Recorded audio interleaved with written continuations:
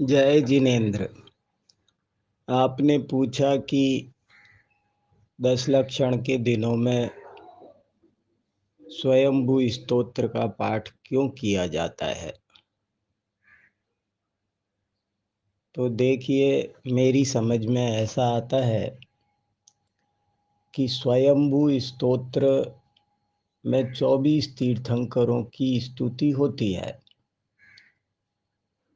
हमारे पूर्वज, हमारे जैनाचार्य हमसे ये कहना चाहते हैं कि तुम 24 तीर्थंकरों को कभी मत भूलो। वे ही धर्म के मूल आधार हैं। उन्हीं से शासन चलता है।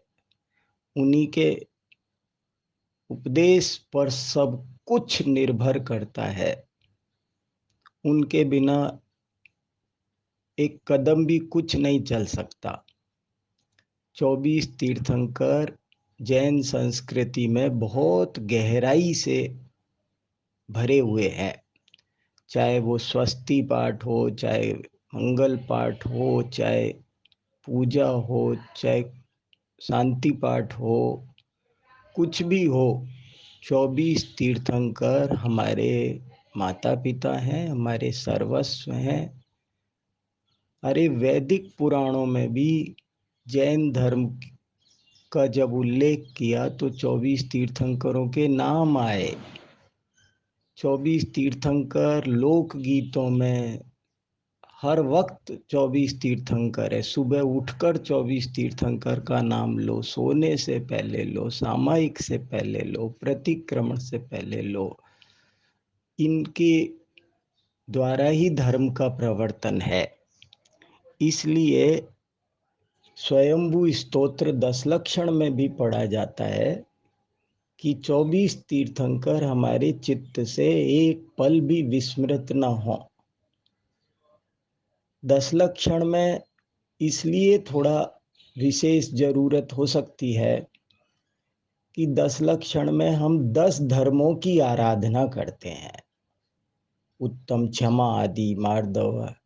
तो इनकी आराधना करते समय हमारा ध्यान स्वभाव, विभाव, आत्मा इस पर विशेष होता है। हम उत्तम, क्षमा आदि 10 गुणों के विश्लेषण में बहुत डूब जाते हैं। तो हम उसमें डूबते हुए भी कभी 24 तीर्थंकरों को न भूलें।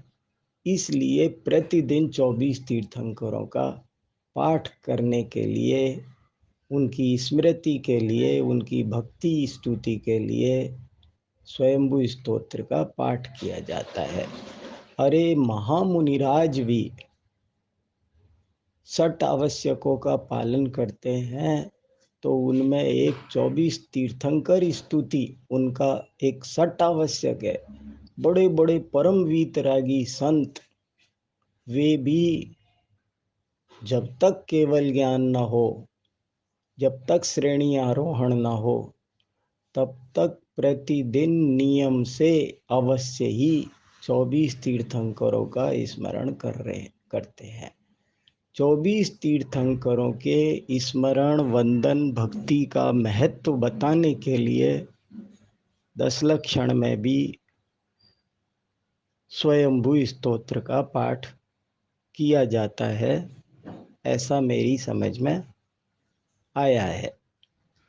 आपको कुछ विशेष भाषित हो तो आप भी मुझे बताना। जय जिनेन्द्र।